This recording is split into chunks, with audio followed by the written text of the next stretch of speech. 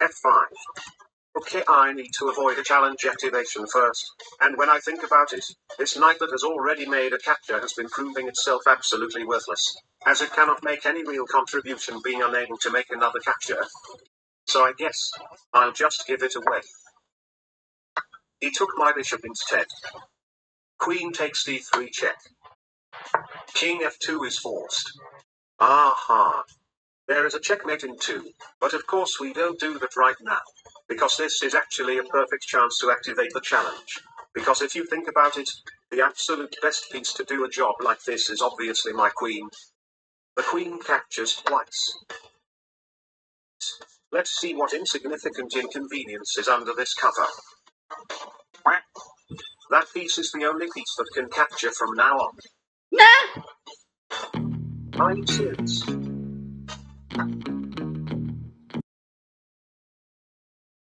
No.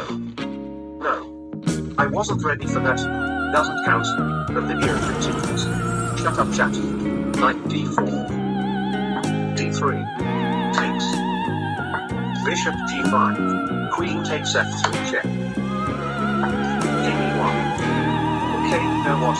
There is a checkmate in 1. But if I just do that right now, a lot of people are going to call me cheating. Therefore, I have an idea. Rook kd8.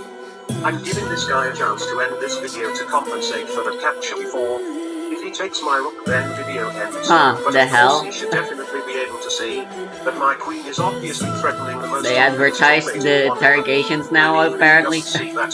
There is also another threat of queen takes h1, queen takes a1, taking both rooks, which is 10 whole points of material value.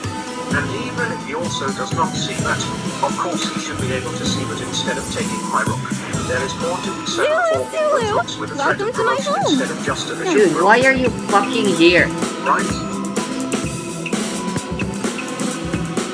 It's just supposed to be the two new sinners. In stories, I'm the being people fear to face. Yet you dare to gaze at me so boldly. Do you have a thing for witches? Crave excitement? Or perhaps you simply like me? Yes, I like witches.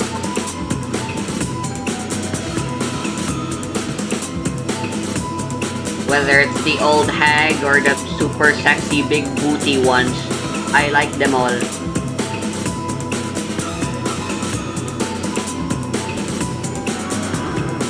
Dude, I can't remember the last time witches were depicted as old and as hags. The last depiction of one I can remember is in Banjo-Kazooie, a game I've never fucking played.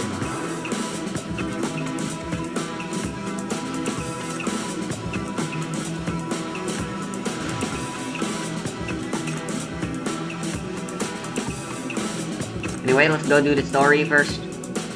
And then EX stages and bosses, baby.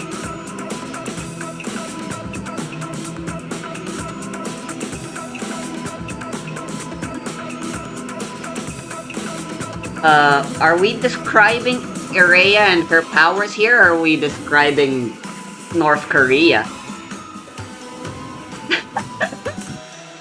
Okay, let's just go. Oh, frick. I gotta poo-poo.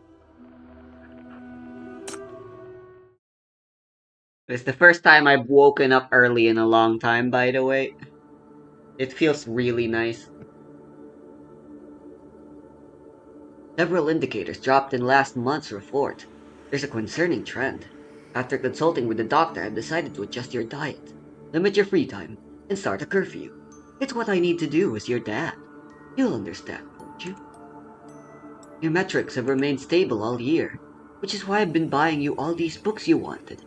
I suppose this is partly my fault. Forgot about your lack of self-control. Of course, you'll stay up late if you get too absorbed in reading. Is this Ireya's dad or something? Your health is extremely important, to me and to the family.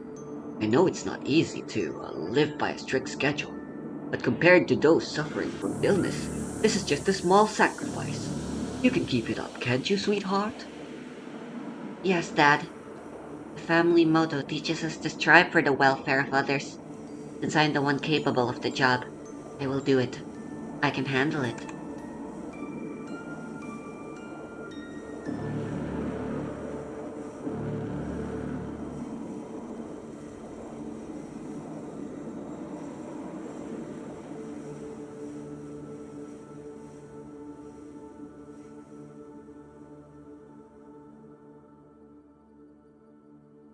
Okay, she didn't live a normal life then, if this is her backstory we're seeing right now. She lied again. She lived a stale and boring life. It's fine. I can do this. It's my purpose. I'm doing something meaningful. She lived the same life as the Arcana social link from Persona 3. Wait, is it Hanged Man or Death? Too many blood samples within a day. Why are we in fucking uh Levin's studio? I don't care. All I know is that you can help your brother, so you should. His talents are worth more than 10 of you combined. He needs to return quickly so everyone knows our family has a proper heir. That's the only way to stabilize our stock prices. I endured 9 months of suffering to bring you into this world for this exact purpose. Same reason why the family spends a fortune planning out your life. I understand, Mother. I'll tell Father my health indicators are perfect, so he needn't worry. I'm willing to continue donating to help Brother recover sooner and make whatever contribution I can to the corporation. Why did you two even bear children? Two, for that matter. By the sounds of it, it's an older brother, so why did you fucking decide to get another one? Or actually, nah, most likely it is a younger brother.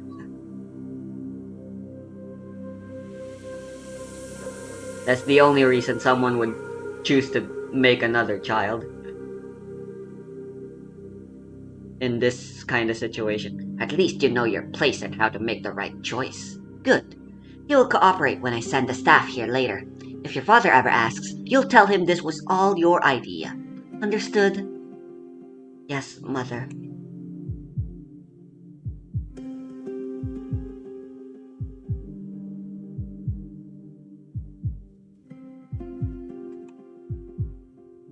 It's nothing. I can endure it.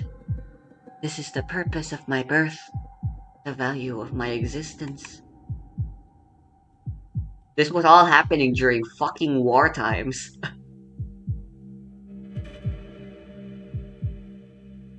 The daily grind never changes regardless of what humanity's currently going through.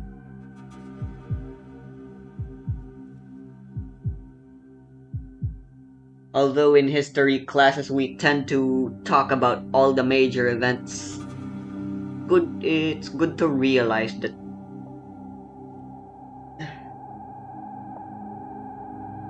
a lot of things don't ever change. Peacetime doesn't stop companies from exploiting workers. Perhaps you could say it enabled them more, but I'd argue it's the opposite. You're here.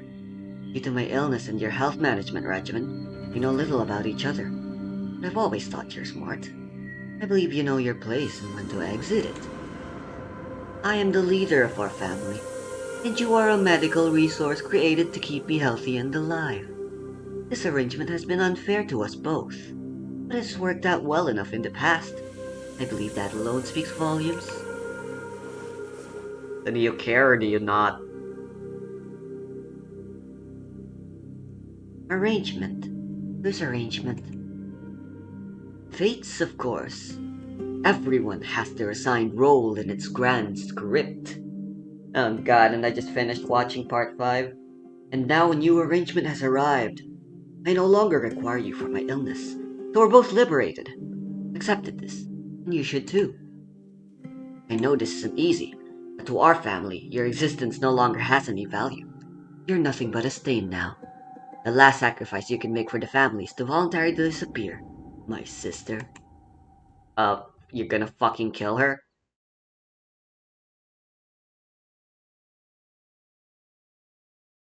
Is that so? What then after I disappear? What arrangement has fate prepared for me afterward? If there isn't one, wouldn't that mean?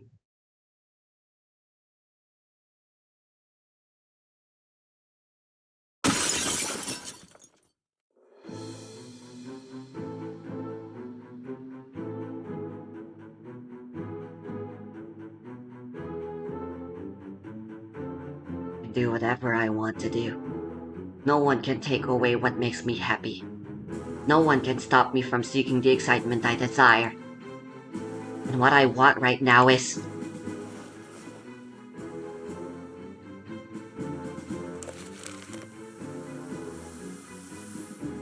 Wait, what?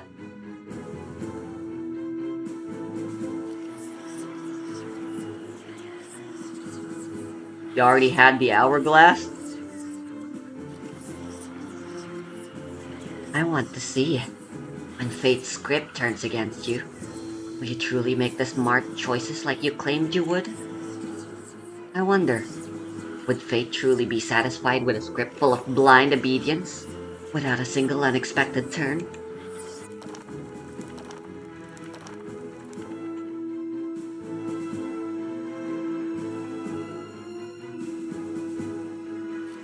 Now I give my position to you. Me witness your choices, your sacrifices, and that good ending where you finally disappear, my brother.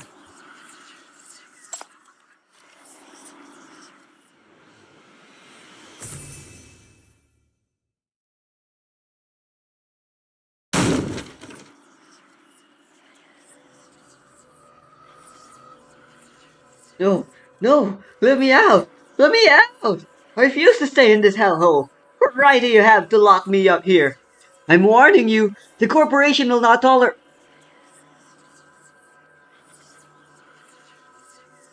Miss, I believe your father has reminded you many times that your physical health is extremely important. We need you to stay in optimal condition at all times. This place is the safest for you, and it has everything you need. I'm not sure what you hope to accomplish by acting up like this, but I can assure you, your father won't approve. This behavior will only cost you the last 30 minutes of reading time you're allowed.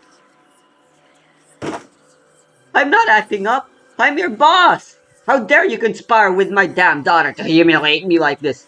Get Colson in here! I need to see him now! Don't give her any response. If she gets nothing, she'll eventually give up wasting energy.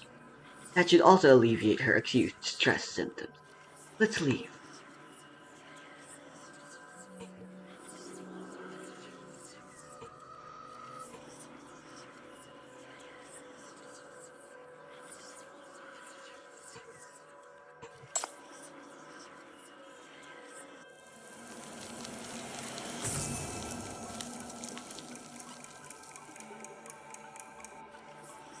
Wow, Fast and Nowhere really...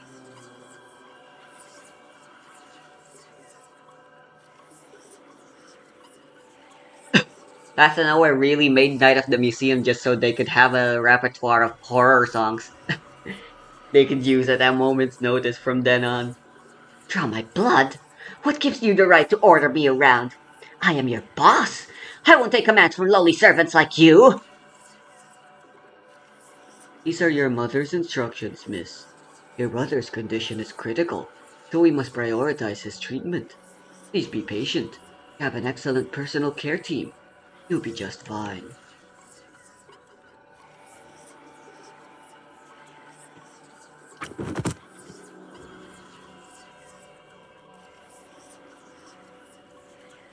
You know what you're after. You covet my blood. You think that transfusing my blood will make you as noble as I am. Such foolish delusions. It'll only give you a lowly creature like you a miserable death.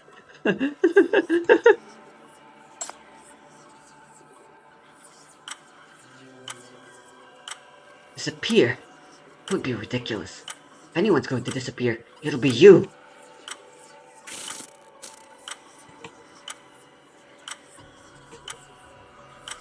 Be good now. For me to exist, you must be gone. If they lose the original, they'll have no choice but to use the spare copy, won't they? Don't worry. It won't hurt too much.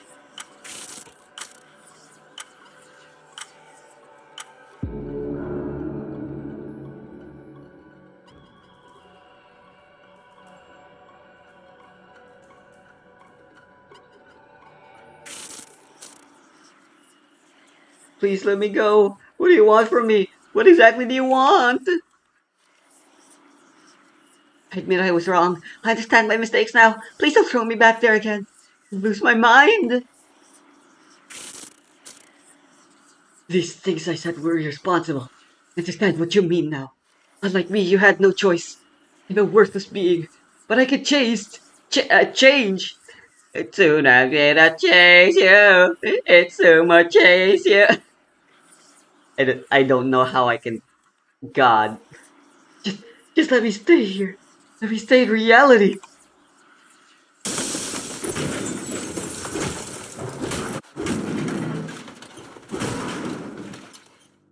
Goodness, what is happening in here?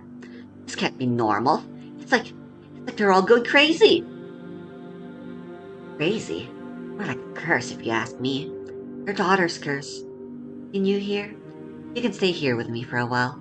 We spend at least half an hour like this every morning. Pretty nice. What the fuck?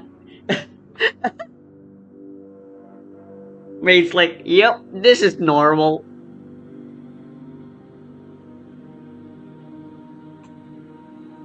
Every day? Now I see why my predecessor quit.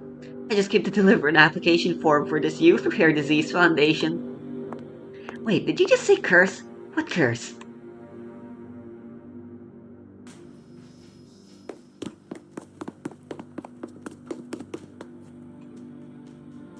You need to be careful. They can't stand that sound. The moment they hear the rustling of sheets or the turning of pages, they completely lose it.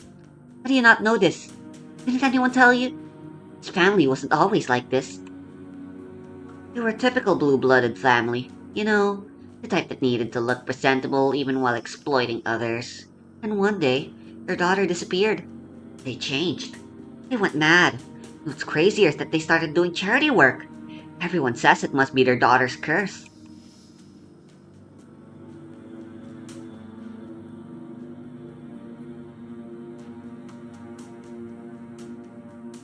Daughter? Who is that? I still don't believe in curses and such. Could it be some hereditary disease?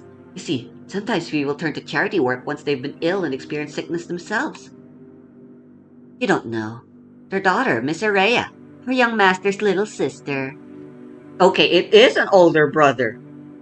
So they bore a little sister in order to keep the older brother alive because he was born with a disease or something. You got one thing right though. She does have a hereditary disease. She's been away receiving treatment for years. Even the longest serving staff here have barely seen her. But some say. Actually, it's the young master who had the hereditary disease, and his sister was just kept around as a spare. Either way, Miss Araya had been ill for well over a decade before they suddenly decided they were interested in philanthropy. If you ask me, it must be Miss Araya coming back for revenge after finally being harvested.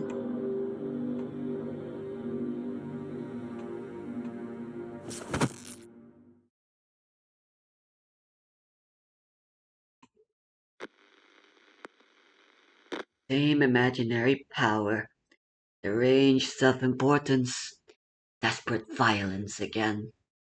Is this what they call the necessary sacrifice? The right choice and the clever solution? It's so boring, don't you think?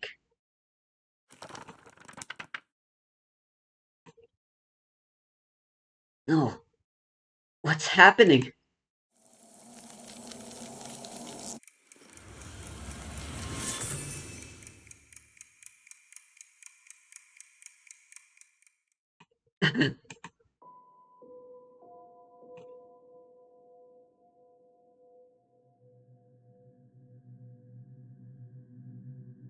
Obviously, we were gonna get their backstory. Interrogations are usually where we see backstory for sinners. She said she lived a dull, boring life. I thought the backstory was just gonna be that she worked a 9 to 5 until she got the hourglass. Or something. But nah, she's a fucking fraud. She's not she's not empathetic. She's not empathetically relatable. She's sympathetic.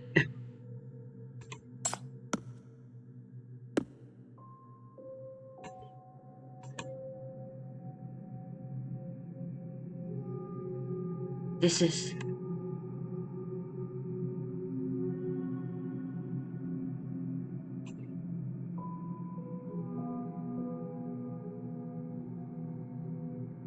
Remember now. This is Irea's body. Irea's past. I'm playing the role of young Irea. This is all her script. She hasn't just trapped her family in the loop. She's trapped me in too.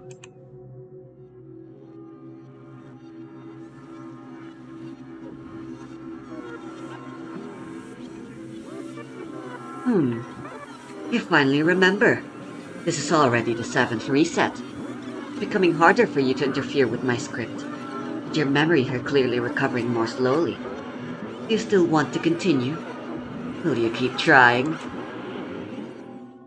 If I say no, will you let me out?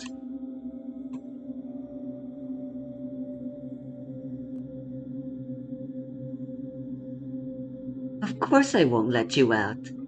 I'm still looking forward to your creative performance. Besides, I can't release you even if I want to.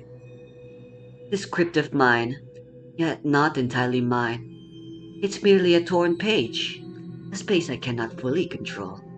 I warned you how dangerous it was, and yet still chose to enter of your own accord. Why am I giving Irea a fucking British accent? Let's roll with it. So, the only one who can save you is yourself. This is our deal, our wager. You have something you want to obtain, and I have mine. We each get what we need.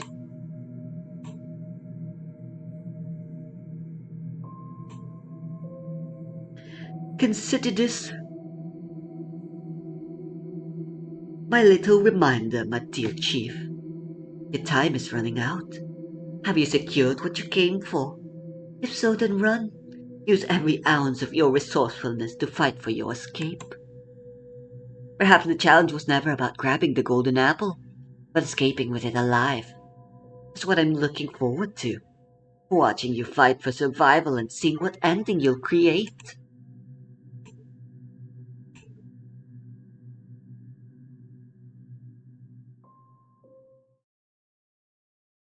Request for investigative assistance from the Eastside Public Security Bureau. Is this a follow-up to the Witchwoven Folio incident? Didn't think I'd hear about that case again, since even the investigation into that arms Secretum Hourglass hit a dead end. Actually, right after the incident, the Eastside Public Security Bureau responded to your report and actively investigated the case. They found instances of personality changes and suspected criminal behavior among previous patrons of the establishment. That's not good. But because no real harm was done and I was the only one who even noticed that sinner, so no one could prove her threat, they didn't even properly open a file for the case, right?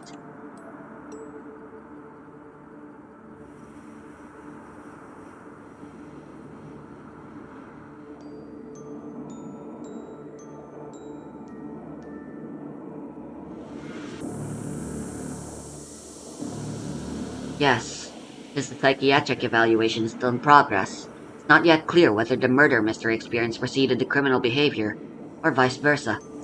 The Eastside Public Security Bureau is still conducting interviews to establish a timeline. They've sent this request because they finally found concrete evidence. Yes, all 3 potential victims are the F-class sinner's immediate family members. There's testimony proving they were the earliest individuals to have gone through personality changes, and they exhibited stress responses during interviews.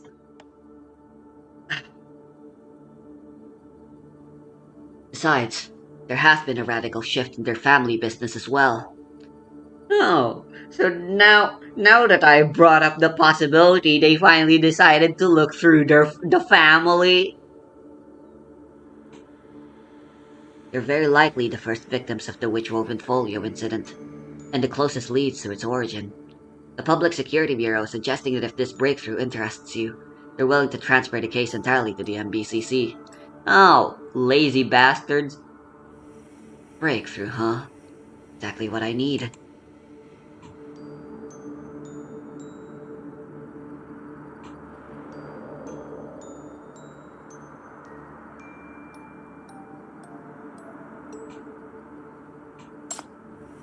Whether or not this is also part of her script, the problems are real. I won't pass up a chance to solve these problems, especially since I've already broken her script once before. I know it can be changed.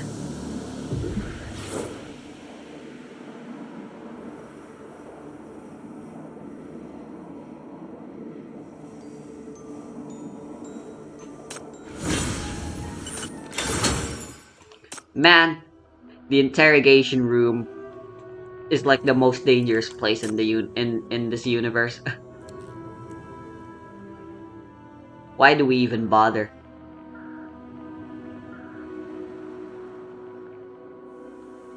Checking the recording real quick.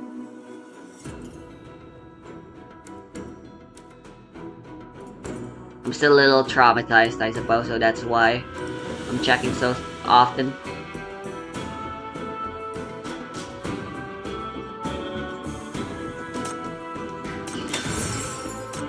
The pre-interrogation descriptions making it sound like we're trying to romance her.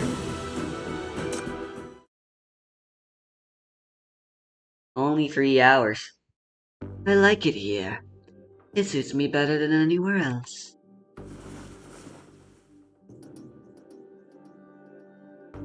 You like it here? Good. We're about to begin your interrogation. It's always better when we're on the same page. It's not that I like this place. I just detest boredom.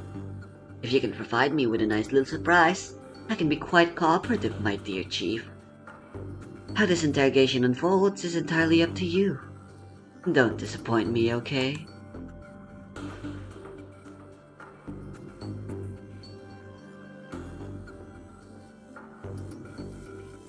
So it's thrills you're after. Then I imagine you must be quite pleased with the Bureau. After all, you often invite other sinners to participate in your life swap murder mystery game. You've even made a few friends, haven't you? Oh, you mean their experiences and personal stories? Their life choices were indeed quite extreme and fascinating. Even Mania itself is drawn to them. You could say I came here specifically to experience them. Unfortunately, even the legendary MBCC, where madness and taboos gather, doesn't seem to offer enough novelty. I grew tired of it all rather quickly. Fortunately, Mess and Etty came to my aid. Mess and Etty, oh god. Devising new games better suited to my abilities. Unfortunately, I knew they would be quick friends. You mean, swap? Yes, swapping our scripts and our lives. I was curious to see how they would behave in my scripts and what endings they might reach. Yeah, Mess probably enjoyed crafting weapons for Urea, quote-unquote weapons. Sinners who scorn rules would certainly discover more fascinating possibilities. Better ways to solve problems, more audacious choices. And they delivered. They truly did. Unfortunately, there are only so many interesting individuals, even here. My dear Chief, if you're hoping these games alone will keep me here, then you've gravely underestimated the long-time feud I'd had with boredom. I need more. Can you offer what I require? Honestly, that is kinda relatable. You read your first Yuri, you read your first Shonen, you play your first open world. The excitement kinda stops after that. It doesn't matter what your first was, just the fact that it was your first. Even if it wasn't all that good in hindsight, now that you've seen better ones afterwards. And continued craving after the same excitement. Dangerous.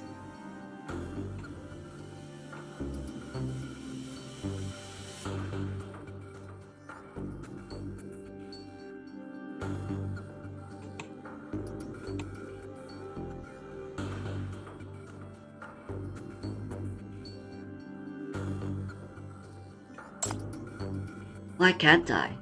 What you crave is excitement, not malice or madness. Those aren't the same thing. Or perhaps you're deliberately trying to mislead me. Too bad for you, I've seen far too much to be fooled. I know people like you never speak plainly.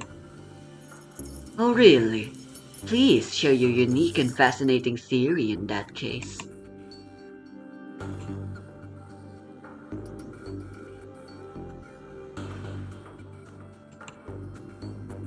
You want me to believe you use these scripts to manipulate participants, purely for your own amusement. That you deliberately push them toward madness, permanently altering their real-life personalities. That narrative doesn't hold up. Most of your clients, including sinners, were actually positively affected by their experiences. Rick, excuse me. My breakfast was a little, full. And I'm still, burping a lot from it.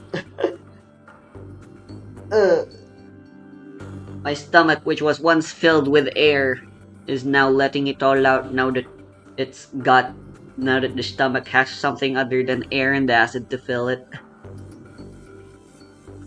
After 6 hours of nothing? True, some did become more aggressive. Our investigation proved they had already committed crimes before. They were simply better at hiding their true nature. When someone's actions contradict their words, I always trust the actions. Ireya, your actions reveal you're not completely amoral. You still have a fundamental sense of right and wrong, and chaos is not your only desire.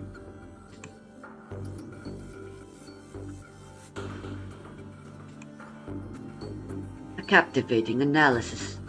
True, I would never claim to seek madness or malice for their own sake. I simply accept anything that breaks the mundane existence. But make no mistake, morality has never influenced my decisions, and it never will. I simply want those I invite into my scenarios to bring me the greatest thrills and twists. It's mere coincidence that actions driven by this principle happen to produce results matching your observations. Nothing more. Perhaps you're right. Coincidences do exist. For example, your parents and brother. They just happen to be the source of your tedious existence, so you decided to guide them through your scenarios to spice up your life. Isn't that right?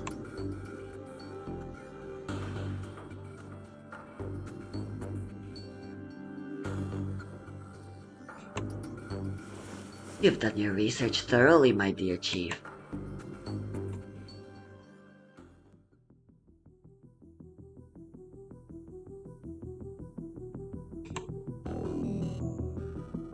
Ireya Ashworth. Your parents are Tullian and Serena. Your brother is Raymond. Your family sold money in the pharmaceutical technology industry. Family history of hereditary disease. The incidence rate is low, but once diagnosed, one would require long-term blood donations from close relatives in large quantities. There are no explicit diagnosis records for Raymond, but he resided in a sanatorium for years. You were born shortly after his relocation. It's quite a coincidence already, but even more coincidentally, you left your family and appeared in Eastside right after the Ashworths announced their technical breakthrough in the discovery of a cure for that hereditary disease. God, I'm so good at reading out loud. I wouldn't be a good parent. I wouldn't be able to read people bedtime stories in their sleep. Actually, that's something nobody does anymore, isn't it? I mean, I didn't experience that as a child. I think older writers do it because they experience it in their childhood and they think it's still the same for everyone. Or maybe it's just always been nothing more than fictitious.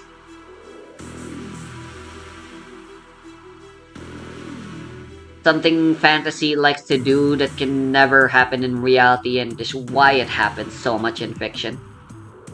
It provides a wonderful fantasy, you could say. According to a board secretary, around the same time the Ashworth family suddenly underwent a complete transformation. Once cold, selfish, and pretentious, they began taking an interest in charitable causes, and sometimes displayed stress responses that made them look mentally unstable.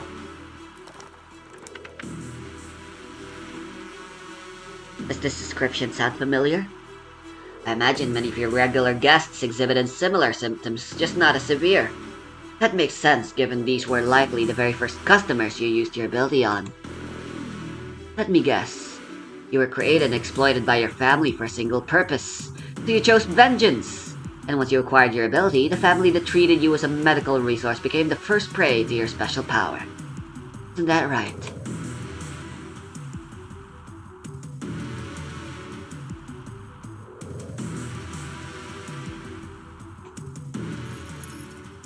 To be honest, I expected more from you. The facts themselves can't be changed, but there are countless ways to connect them. But you chose the most predictable one.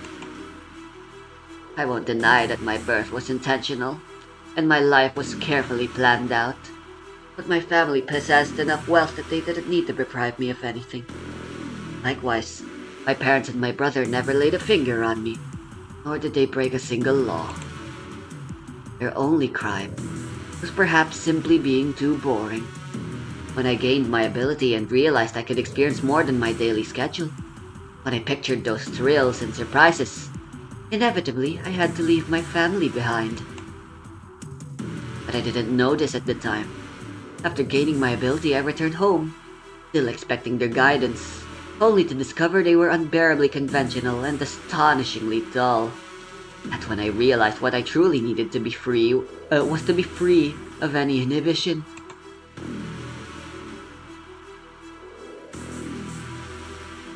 After that, I stopped caring about them.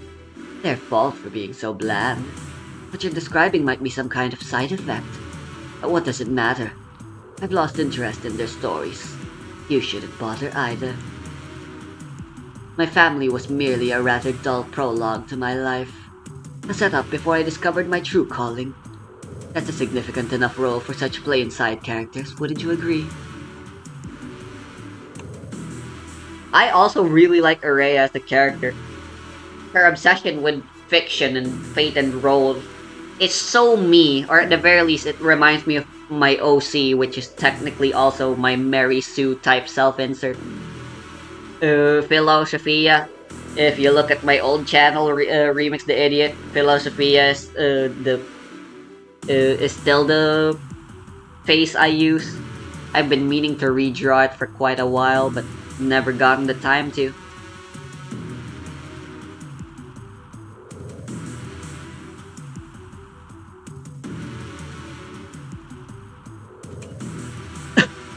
Let me guess. You're not convinced by what I said. I don't mind your persistence, and I understand the truth lies in facts. But just what kind of truth are you hoping to extract from me? Don't say I didn't warn you. What people tell you is never the truth. Just stories. Those are words to live by. It's impossible for a human to be objective.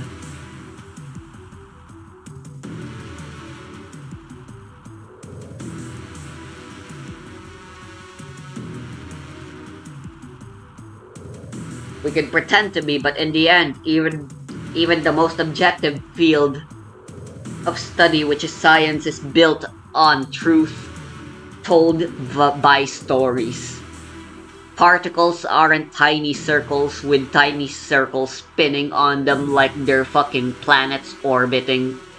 And even planets orbiting don't orbit the way they teach it to you.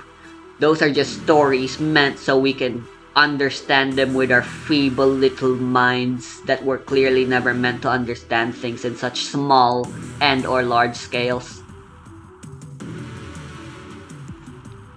Stupid little trees, stupid little tables. But your script can tell the truth. You mentioned that you've let many sinners experience the script of your life. Curious to see what endings they would create in your place. So the script must tell a story that's very close to truth. I want to see this version of the truth. Let me into your script. Oh? I see that's been your goal from the very start. Interesting. So what makes you think I still keep it? About time this song played. Excuse me.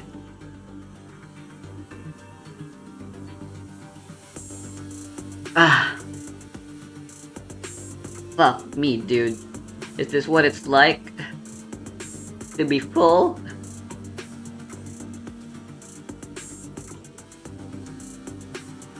Admittedly, I could eat more than I usually do. That breakfast was more than I usually eat. But perhaps, as Journal likes to say, I eat too little. But always complain that they eat too much. I'm the one who eats a normal amount.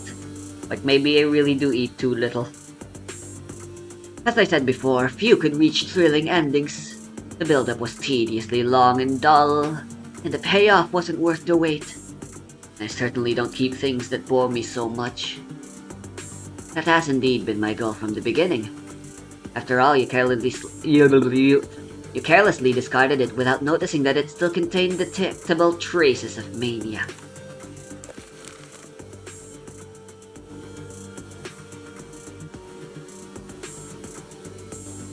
Wider, wilder. This is certainly not enough to create a fully immersive experience for ordinary people or even sinners. But I'm different. My shackles will allow me to delve deeper into mania.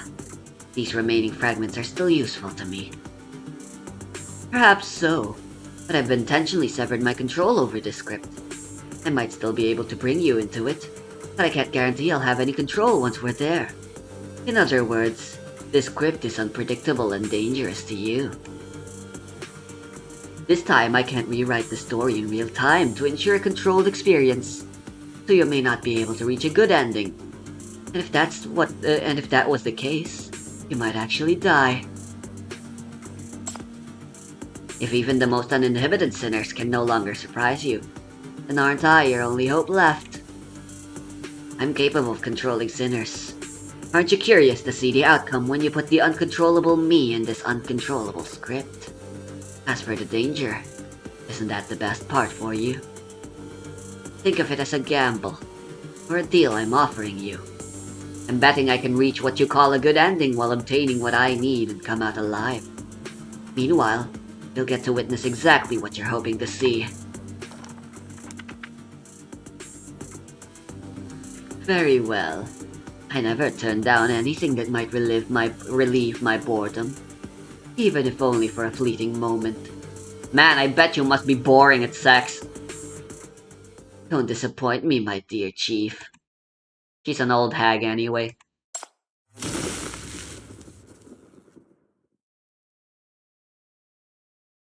What? What did I just say? This is the most dangerous place in the entire Path to Nowhere universe. The chief has had so many near-death experiences here.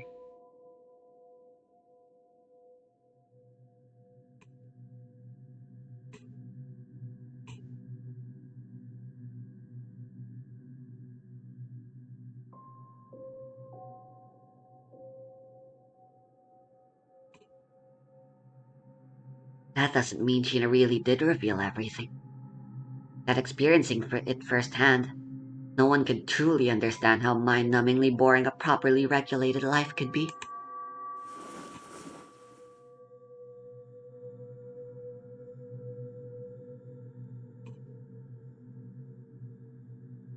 I'm beginning to understand her now. Trapped in here indefinitely, surrounded by the same white walls, same unchanging routine. Anyone would desperately want to escape. Feel something. Anything. Yeah, fucking Irea held back. I've been misled by her words and I feel hurt. Betrayed, even. I looked up to her.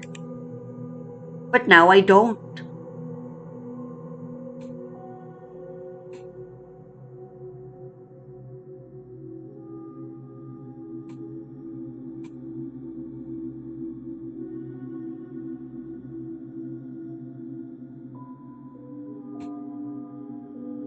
But understanding doesn't help. At least understanding alone can't solve the fundamental problem. How to escape from here.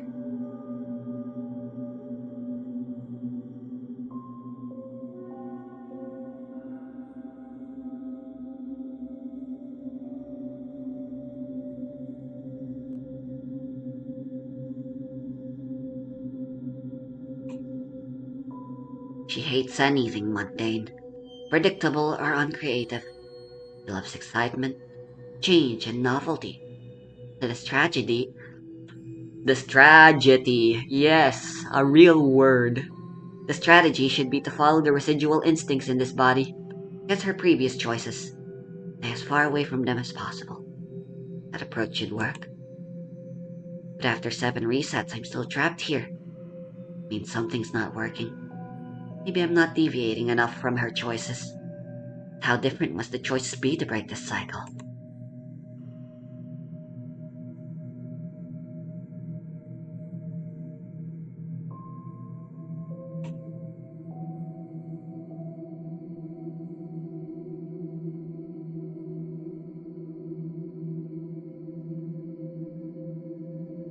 The good ending in her mind comes down to these 3 elements, and they represent not only my way out, but also my realization of what she truly desires. This should be the only goal and the only approach.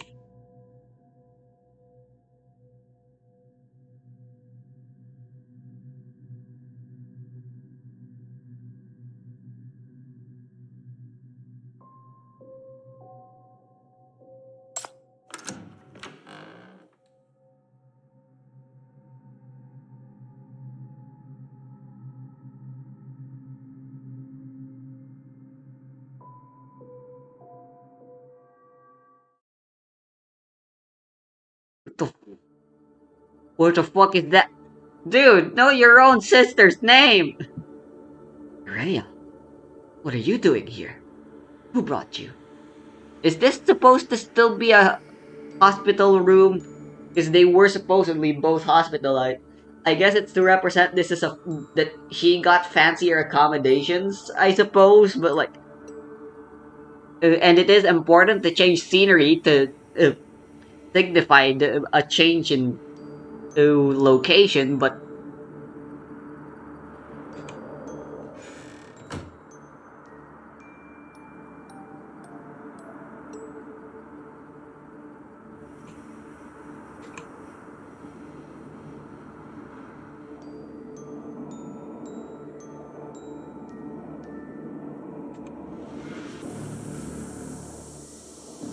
my name is Araya. No one brought me. I came on my own. Sorry, I got lewd thoughts.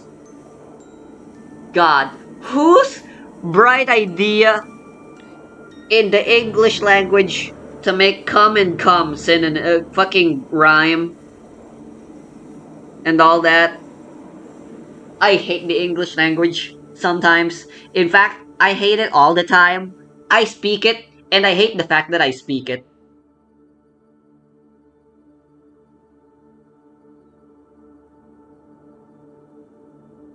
Magtagalog na lang kaya uli ako. Por favor, pero tada sa Espanyol.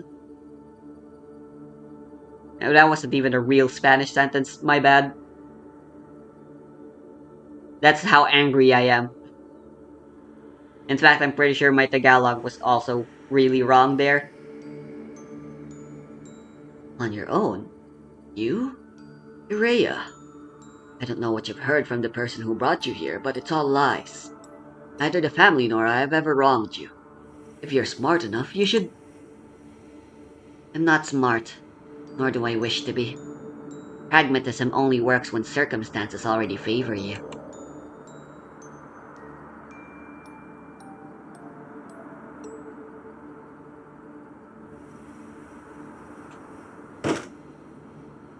Take you, for instance. Always on the high ground, waiting for them to feed you the sacrificial blood. Even have the audacity to complain about the taste. But circumstances will never be in the sacrifice's favor, no matter how long I wait.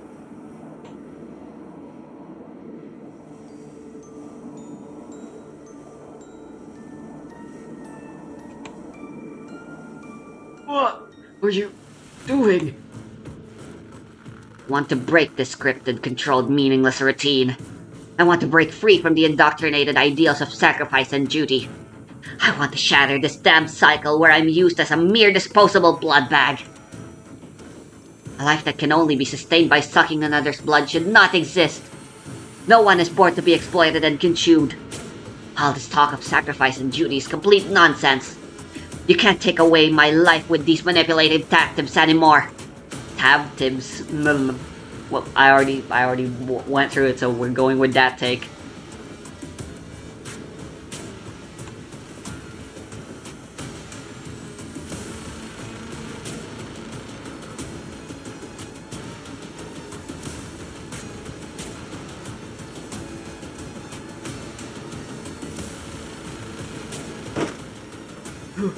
Who are you really?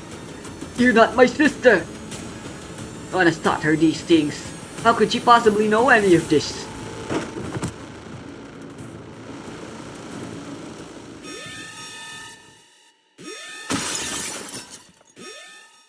Wait, we actually got out we got from just that?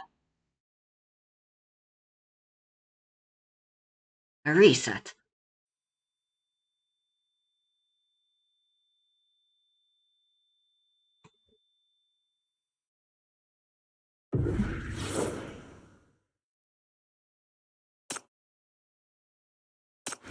Dude, what is it with the chief who's so used to subterfuge, always taking the obvious choice first whenever presented with an opportunity like this?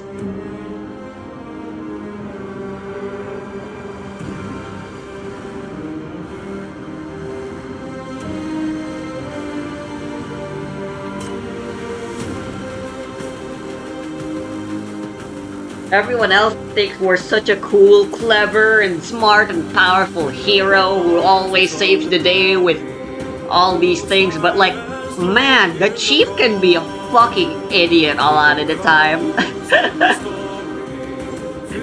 I mean, it makes for good stories. I know that, but people need to stop fucking putting us in a fucking pedestal. We're not that great.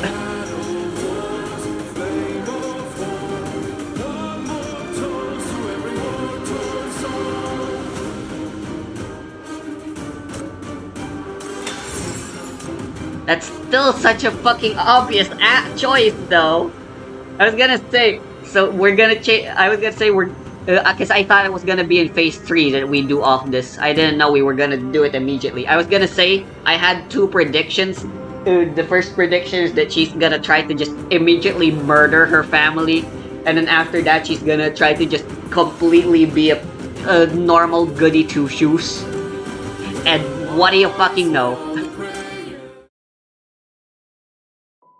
Green is not a creative color. At this point, we may as well make lavender not a creative color.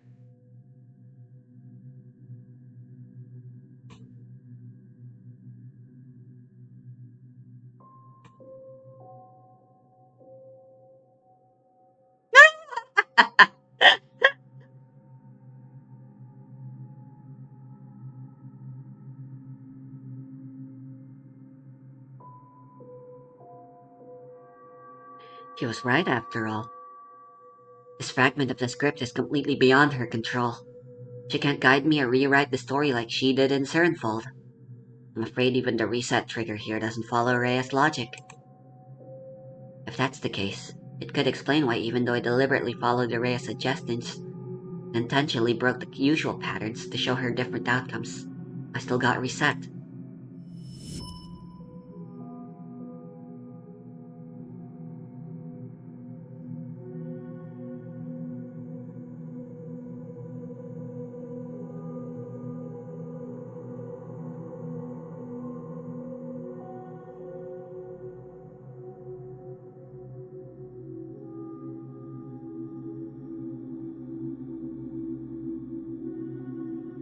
But how exactly do I meet the criteria for success here? Rhea herself isn't providing the clues. And perhaps what matters is her earliest desire from before she was contaminated by mania.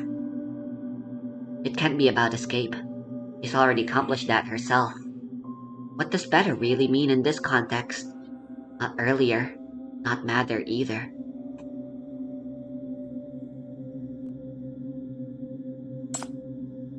Well, I don't have any better options anyway.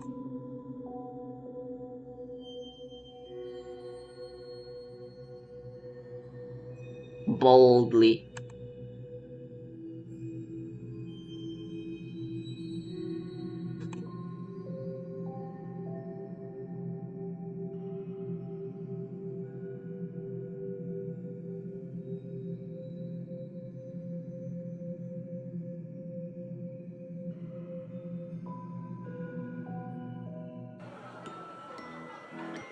So did Araya change her last name as well or something perhaps?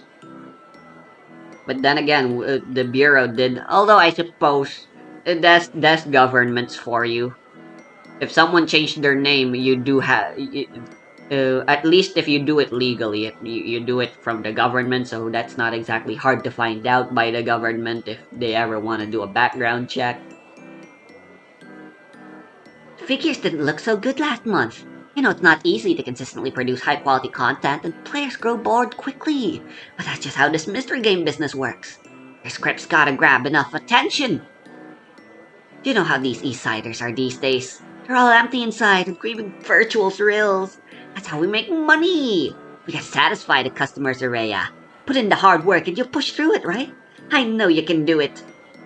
This person sounds like fucking Faye. Just be more mindful next time, okay? Your previous work, A Charming Snake's Dream, was very popular. But that doesn't mean you can just follow it with the silly panda's bamboo wish. We pulled the first one exactly because people got tired of it, remember?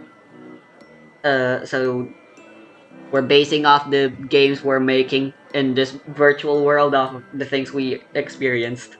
Charming Snake's Dream is obviously based off Dreamy Bubble. Silly Panda's Bamboo Wish is a little harder for me to figure out though. Is it Discurse? I guess you could call either Awu or Darren the Silly Panda. But I don't know, that feels like a stretch. Maybe the chief is just a creative genius. Or not, because if she made this up all on her own, and it's a bit of boo-boo. Got it, boss.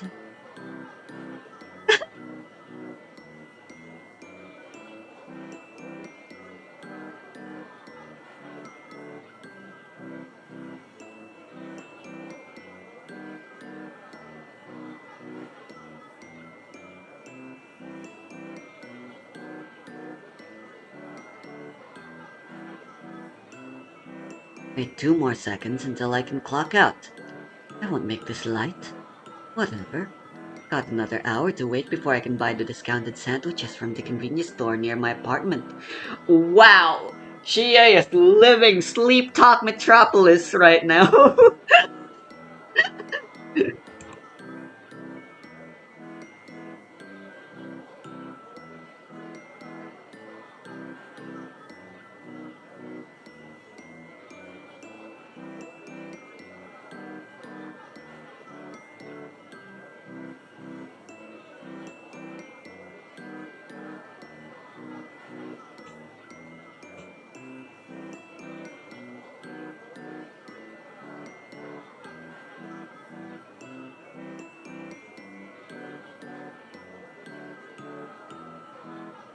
Nice.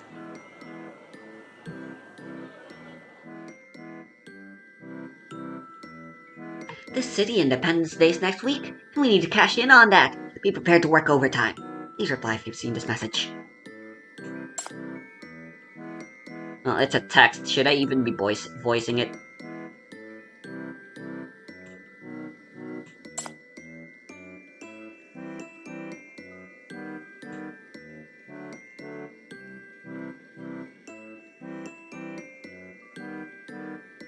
What in the actual fuck? If Rise were here, she would barge into the script right now at this instant just to fucking slap this person.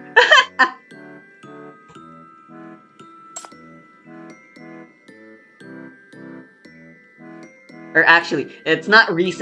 Rice is actually just pronounced Rice. Fuck me, Persona 4. And Japanese and all that shit.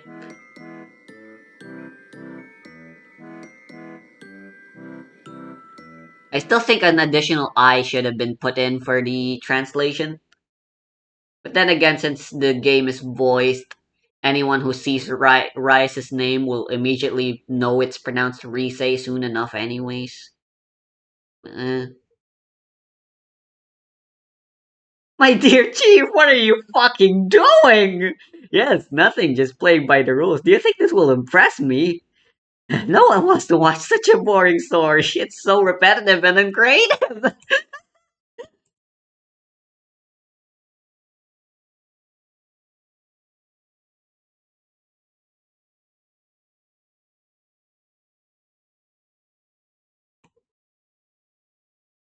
I don't find this boring. True, this is not an interesting life, but it is peaceful. If my sinners could live like this, I'd be happy for them. Oh, you seem quite content to waste your life away here. Fine then. I can certainly gift you this boring existence if that's what you want. Doesn't this mean you choose to lose the bet? What a shame. Have you finally realized you stand no chance of winning? It seems your unbridled creativity and unyielding pride have been worn away completely. I do hope to retire early someday and live a stable life away from danger. But I never said I planned to spend my whole life here. Indeed, I'm quitting. Quitting? Are you begging for mercy now? Do you think I'll spare you just like that? Okay, I'm gonna give Chief her own voice back. Because I think it's awkward talking to myself with the same voice. Wait, I just described the average game master.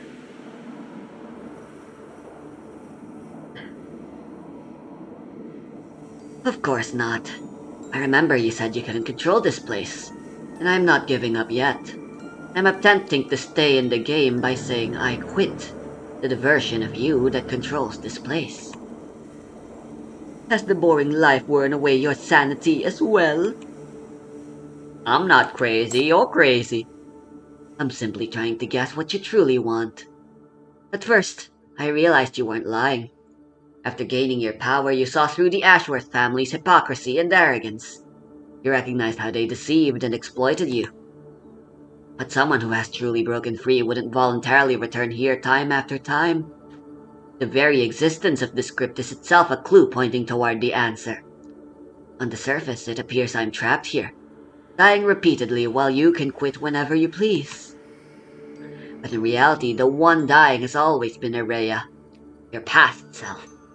Each of our attempts, which are really your attempts to find a better outcome, is the prison itself. I understand you. Every time I escape a plight, I too can't help but wonder, why couldn't I see through it earlier? Could have done better. But this refusal to accept what happened also traps us in the past. All these pretty words. You're just rearranging the connections between facts. The result is still the same. If you truly understand as you claim, then you shouldn't want to quit. You should keep trying, shouldn't you? No, you see, that's the fucking problem. Diavolo! Literally Diavolo right now. So trapped in the past and then consumed and deleting it. She ends up missing the present and the future and what she already has. Obsessing over the past and ensuring his present and future are just as non-existent as the past he so boldly wishes to destroy.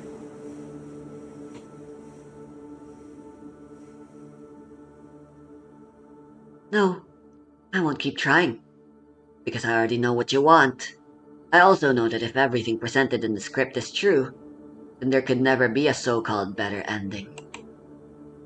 No one could have done better than you did in those circumstances, Araya. You endured such a past. You were deceived, brainwashed, exploited, and ultimately discarded. Yet you broke free from those chains entirely on your own, still existing as yourself independently. I've tried, and so have many other sinners. Even with our ability to cheat, to reset, and retry with memories from previous rounds, we still couldn't do better than you. No one in the world could. You should have been freed from here long ago. You deserved it. Is flattering me your new strategy? Then you're likely to be disappointed. Save your sugar-coated bullets. This alone won't be enough to sway me.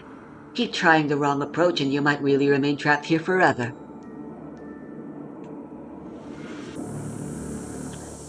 This isn't flattery. It's simply the truth. If I've truly misread the situation and you've long gotten over this, then let me pay the price for my presumption. But I'm not saying all this just to get myself out of here. I don't want you to remain trapped in this impossible what-if scenario, tormenting both yourself and others. Ereya, you never did anything wrong as a child. She was already so brave. Please stop denying her and killing her, will you? The only one who killed her was never me.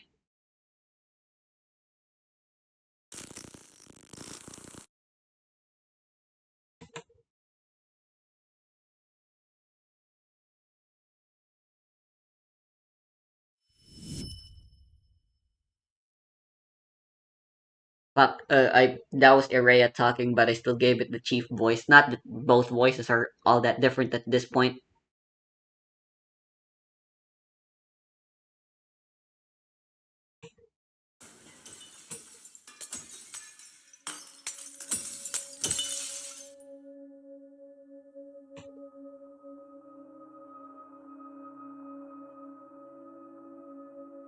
Is that true? Are there really no better and smarter choices than the ones I made?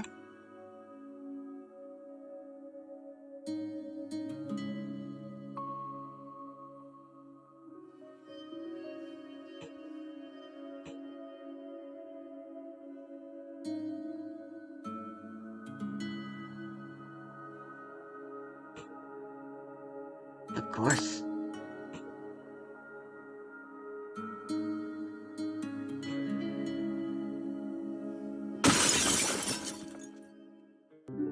The past is the past. There's no point crying over it.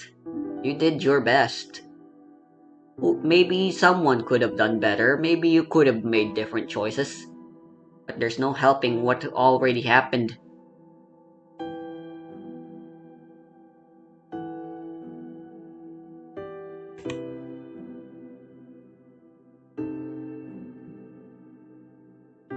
How does it feel to return safely to reality? Pleasant, I imagine. After all, you got everything you wanted and claimed your victory. Now you understand me better than I understand myself.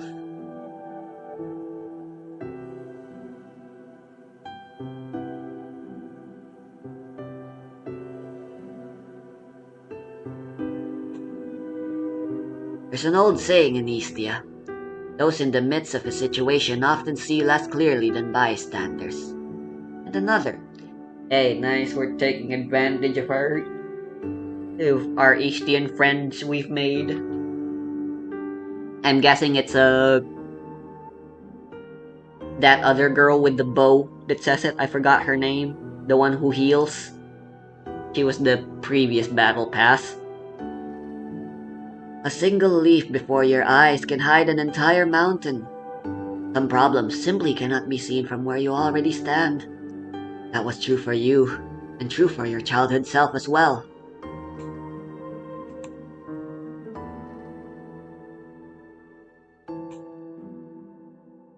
You don't see danger in me, but problems. What about my vengeance against my family? My uncontrollable power, and my attitude? I never said I was interrogating you for your crimes. This interrogation is indeed part of the follow-up investigation into the Witchwoven Folio incident, but you're not the one who appears as a potential perpetrator. You may remember I mentioned that some customers were indeed negatively affected by your murder mystery games, but our in-depth investigation revealed that they already had criminal tendencies, and most had secretly acted on them. The Public Security Bureau discovered this pattern. When they added the Ashworths to the list of suspected victims, they simultaneously placed them on the list of potential perpetrators. And you are very likely a victim of that family's abuse. Me, a victim? The S-class sinner, the culprit who triggered a chain of incidents on a whim. Victims are likely to cause more incidents on their own. That's just human patterns.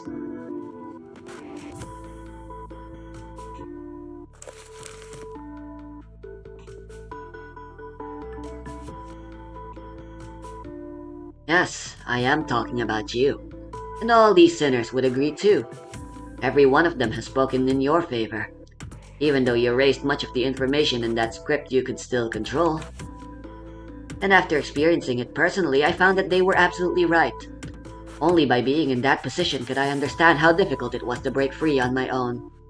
And how difficult it was to maintain restraint once I had power. Excuse me.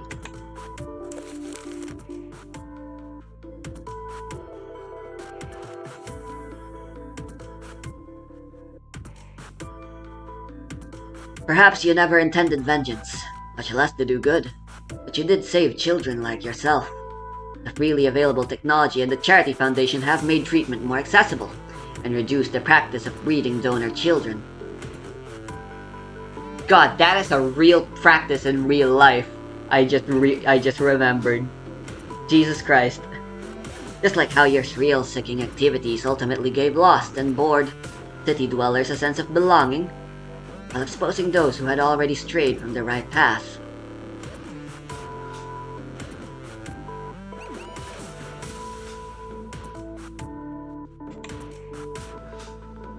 So you're saying that I'm a good person, huh? You've almost convinced me. So what's the Bureau's policy towards a kind soul like me? Surely you won't keep me detained here any longer. Since you've confirmed I haven't done anything evil and that I pose little danger, shouldn't you just let me go now?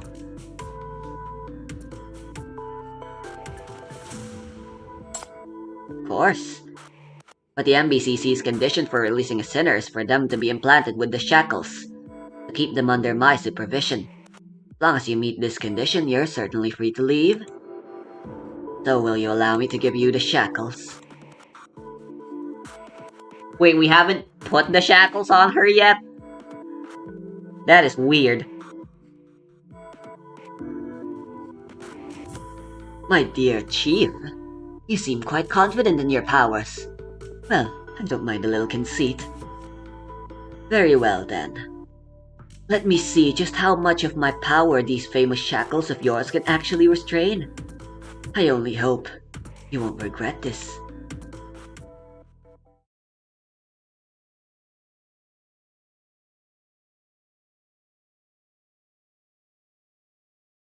More than the supervisory function, I've always valued the perceptive power of the shackles more.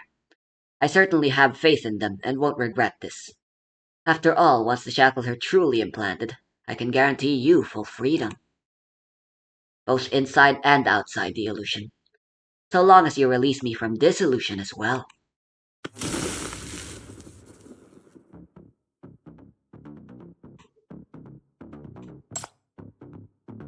Nice.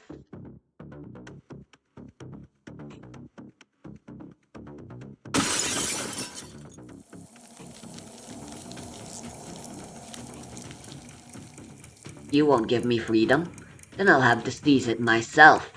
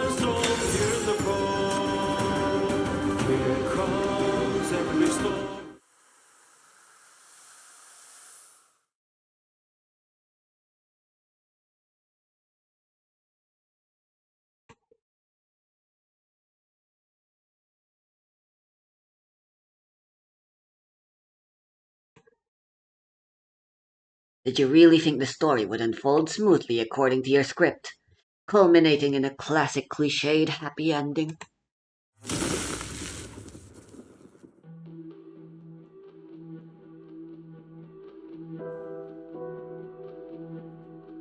Then you've certainly underestimated me. Perhaps you should spend more time studying the secret history of the MBCC published by that tabloid. What? There's a tabloid about that?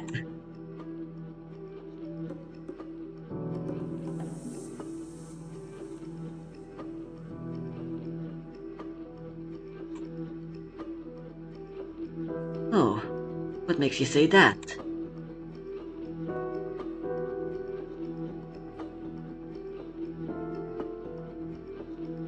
Would have been too predictable. I never believed in that tragic past you showed me. After all, you let me restart too many times. Enough for me to explore every corner, noticing the elements in your script that resembled other sinner stories. You didn't draw inspiration from the secret history of the MBCC. Then someone must have fed you with those stories, resulting in the script full of recycled ideas and familiar plot twists. My, that's a rather harsh critique. Did you not enjoy the story? That's surprising. Isn't this exactly the kind of stereotypical narrative that everyone seems to love? No. Dark family drama corrupts the innocent girl to become a sinner, turning her into a madwoman in the attic who is then redeemed by the wise savior and reclaims her own happiness. The gimmick, the melodrama, the heartwarming ending. It has everything.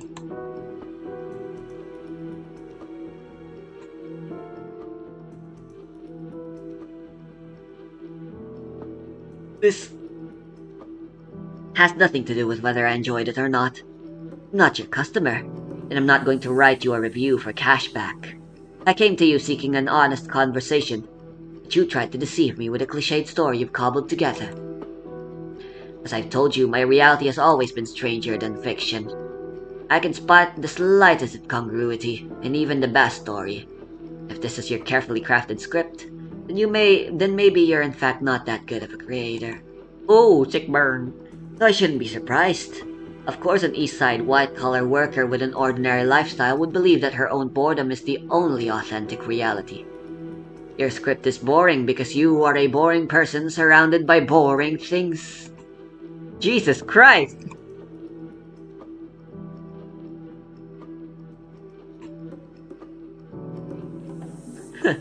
Perhaps you're right.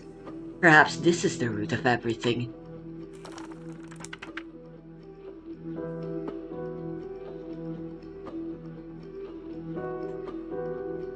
I noticed the bottleneck long ago. I turned out new scripts, tried new themes, cast new NPC actors, and even deliberately guided the actions of these more creative players. But nothing worked. The thrills in my scripts grew fewer and faded faster. Everyone's choices became predictable. I discovered that even the one thing that could pull me from that void of emptiness was beginning to fail. I certainly didn't want to return to that numbing existence, so I began searching for new variables. I managed to find you. Perhaps you're just a timely, pleasant surprise, while the real problem lies elsewhere.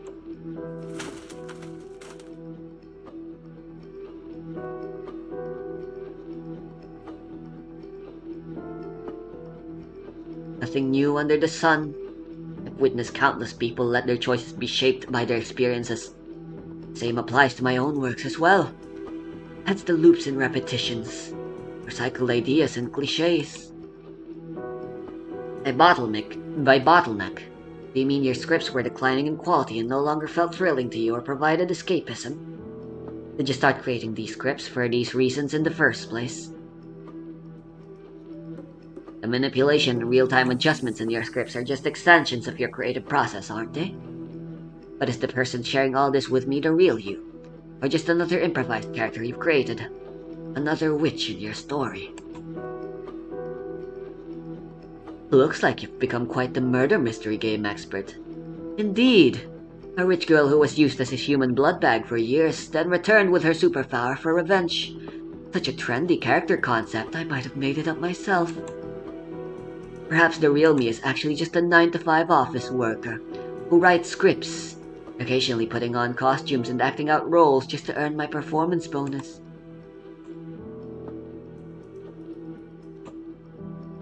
Yes, I could certainly take guesses. Why would I? I don't care which parts of you are real and which are not. As chief of the MBCC, I'm only concerned with your safety under mania, and whether you're using that power to influence others. Just like you only care about these so-called thrills. They're the reason you create your scripts, manipulate events, and exhaust yourself to trying to escape the MBCC. As long as something keeps you entertained, you couldn't care less what exactly I saw through your end. And now I've successfully planted the shackles within you. From now on, whenever you abuse mania with harmful intent, I'll know immediately and be able to intervene. This is what I want, and I've already achieved it.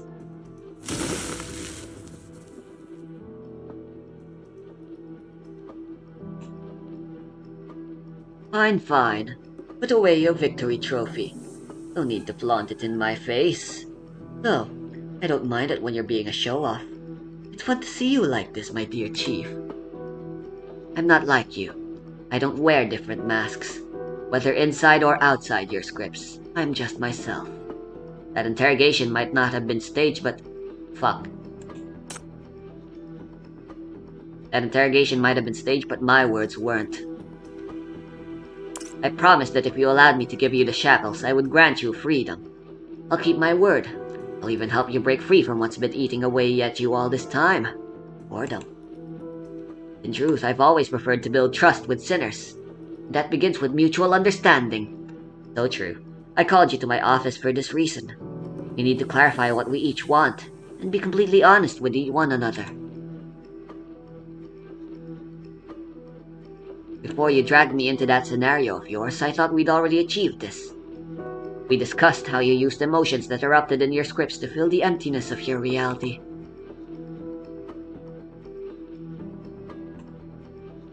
The more extreme the content, the more vibrant the medium. The emptier ordinary life feels once the screen goes dark. I was tired of those packaged experiences that never reach the core of the flesh. Even though I was the one creating them, I needed something that could truly move me. So I played the witch, making my customers fight for their lives, cry out in pain, find their courage on my stage. The stories were fake, but the emotions were real. For some fleeting moments, I felt ignited by their emotions, borrowing their racing heartbeats to feel alive again. Yes, all stories eventually end, which is precisely why one should seize the present experience. The virtual thrills and connections may fade away, but isn't that better than spending an entire lifetime numbed by emptiness and absence?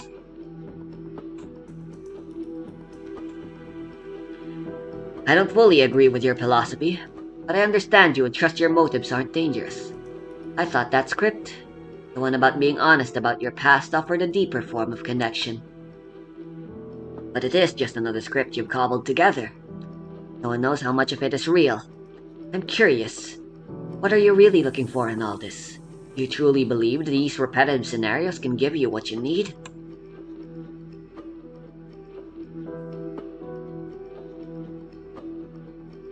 God, my voice is getting tired.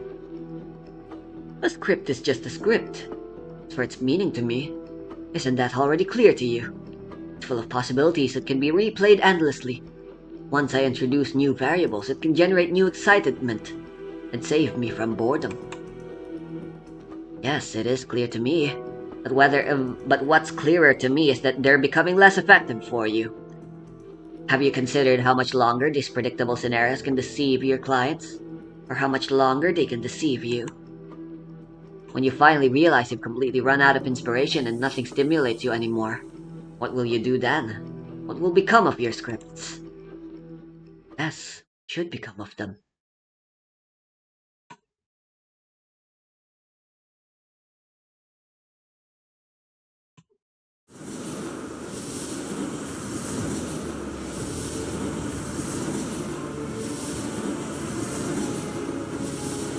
What are you?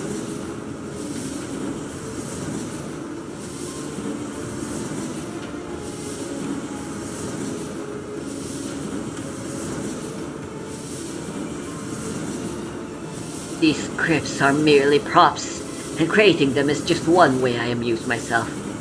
Now that I know I'm not even that good at it, that I have you, a constant variable who always manages to surprise me.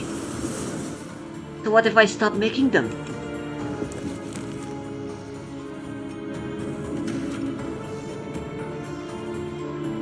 Don't look so surprised.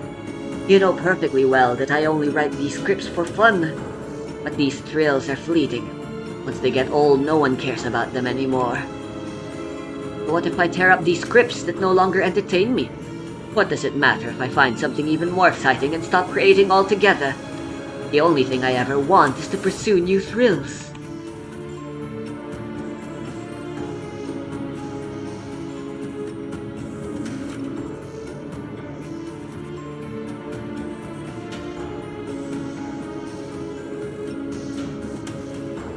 My dear Chief, are you feeling nervous right now?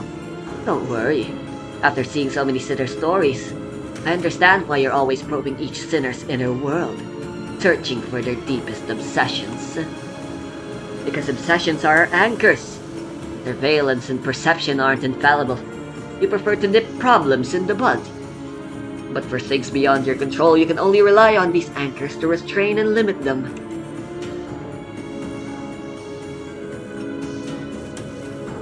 People with fewer, more abstract obsessions are more dangerous to you, like me. You've been provoking me all this time, pushing me to admit my scripts have become useless. My scripts are my anchor.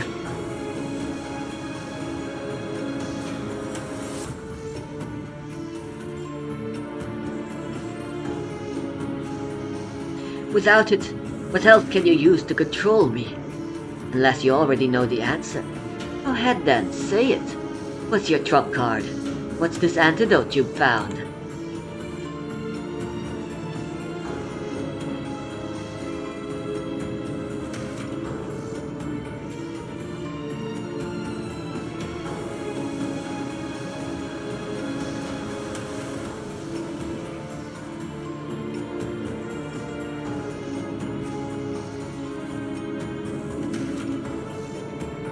Yes, I know.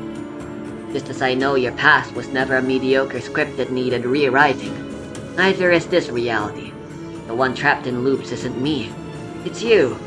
What imprisons you is endless boredom. What imprisons you in endless boredom isn't reality, but the loops themselves.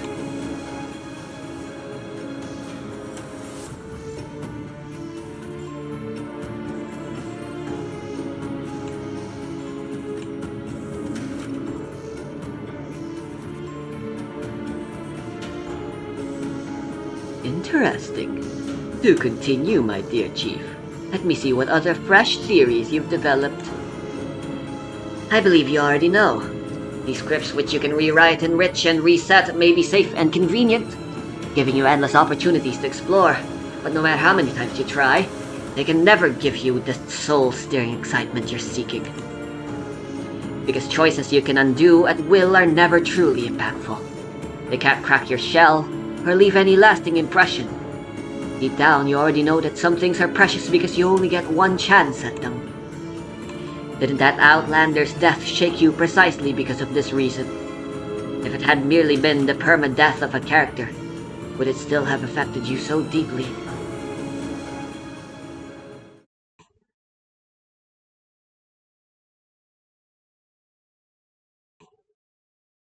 Seeking thrills in these scripted cycles will never be truly satisfying. You're truly determined to escape this boredom that ensnares you. I suggest you shed your armor, step out of these cycles into reality, and experience the world firsthand. You could even leave Eastside behind, travel to distant places and see other parts of the world like the Outlands. It may not be easy or entirely safe. I guess danger is rarely boring, isn't it?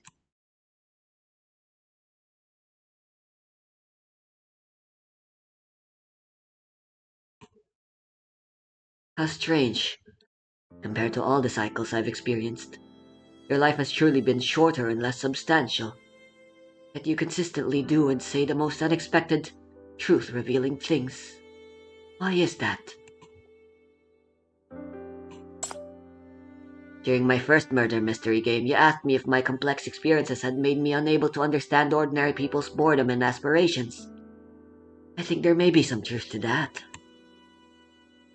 Certainly had some extraordinary encounters that most people will never experience or even imagine.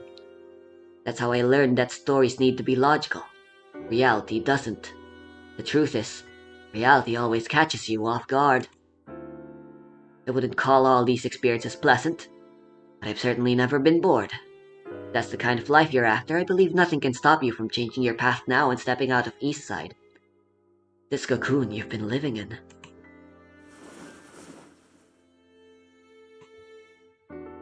Stories need to be logical, but reality doesn't. The reality always triumphs over stories. That's why those of us who seek solace in stories are doomed to emptiness and ruin.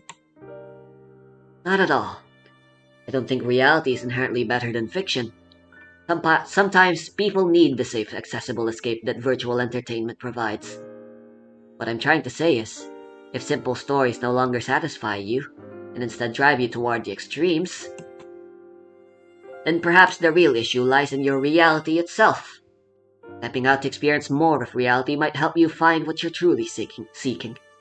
And when you eventually return to the stories, the real experiences can enrich them. Oh, so you'd let me return to stories and scripts. You were the one who called my scripts mediocre and goaded me into abandoning them all. Now suddenly you're not worried about how dangerous and controllable they are? I am. Even if the scripts you find are unbearably dull and are still dangerous enough for ordinary people with weaker minds.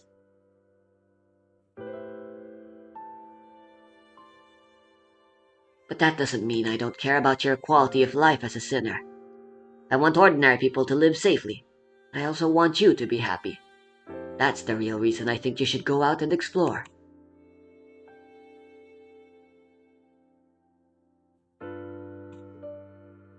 I'd even encourage you to record what you experience. It could make excellent material for your work. I never expected you'd actually tear up your notebook. So please, take this one instead. And we did reveal to her in the end how we felt about her tearing the notebook.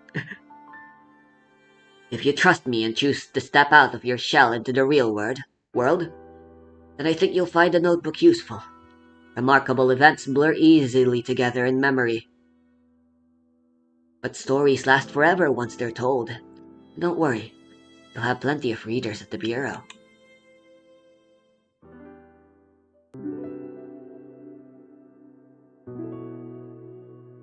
You really are full of surprises.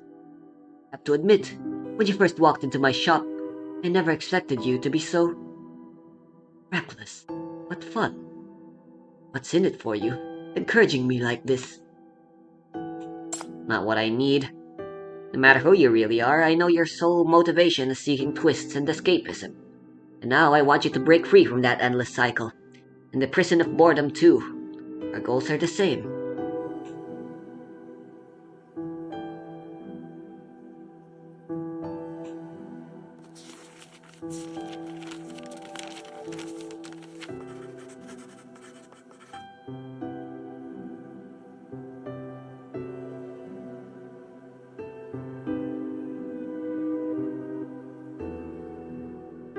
You've brought me so many surprises. I suppose I'll try this theme you've suggested. Even though I love chaos and surprises, perhaps you're indeed the one true variable in my life. For that notebook, I'll leave it with you. You've written the opening act of the script, and for the rest, I'll continue writing it until I've experienced the vast world you've spoke of.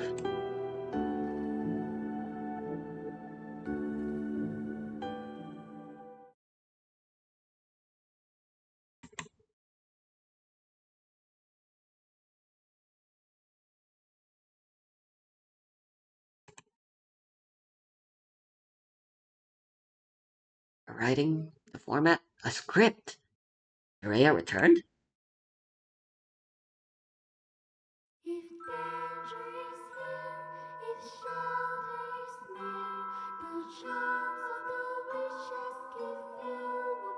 Chief, I was just coming to find you. Copies of the script seem to be circulating throughout the Bureau. They're being distributed as a murder mystery game prop, a popular form of entertainment among sinners. Although the sensitive information has been censored or altered, the Intelligence Security Department has still flagged it as a Level B risk. Also, a note appeared on my desk with Sinner Reyes' handwriting. It says,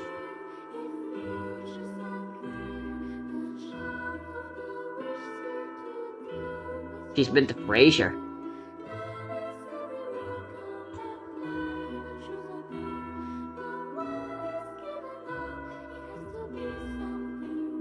Teh!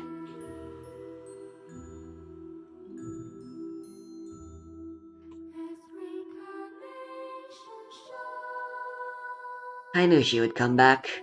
As for the script, fine, let her be, seeing as no real sensitive information was leaked, and the circulation is limited within the Bureau.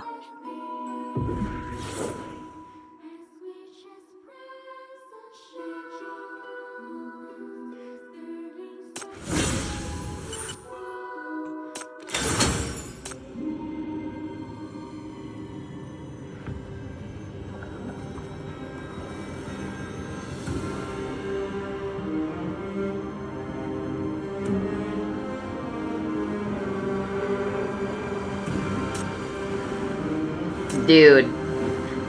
Again, I am raising my hands in the sky, but you can't see it. Absolute fucking cinema. I fucking love Ireya, man. She is such a cool character, and that interrogation solidifies it for me.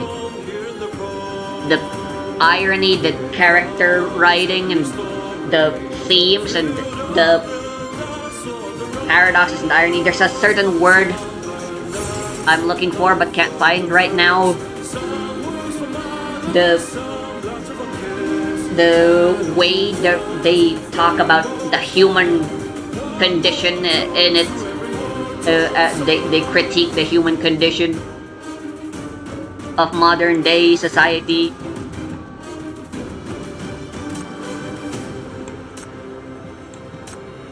The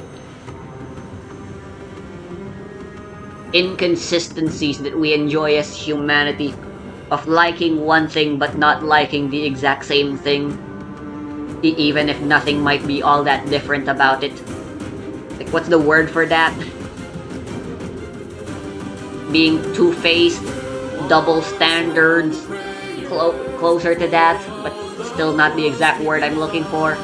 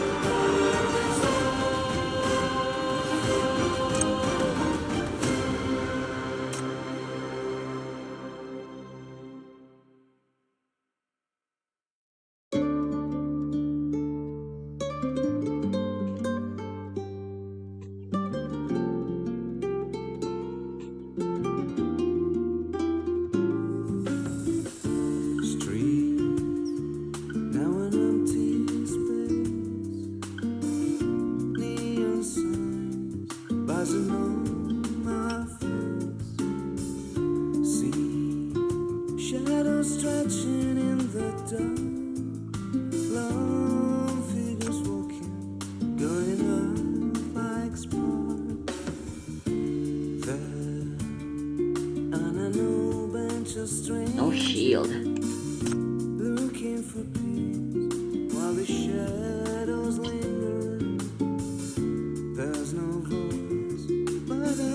Anyway, yeah, she is good. I've always wanted to do a summon team for mixed damage today. So it's gonna be a lot of leveling since I may as well have to level up Seto? No, not Seto. Who is it? She also has blue hair. And she's definitely not an S rank. Lysandra, there she is. Fuck, she's not ranked, she's not Shackle 5 still.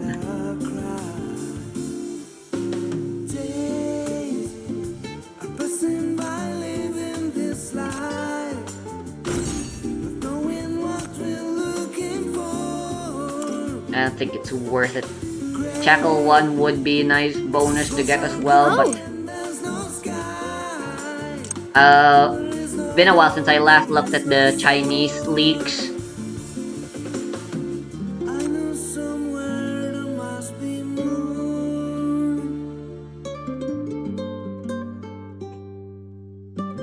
Hypocrisy.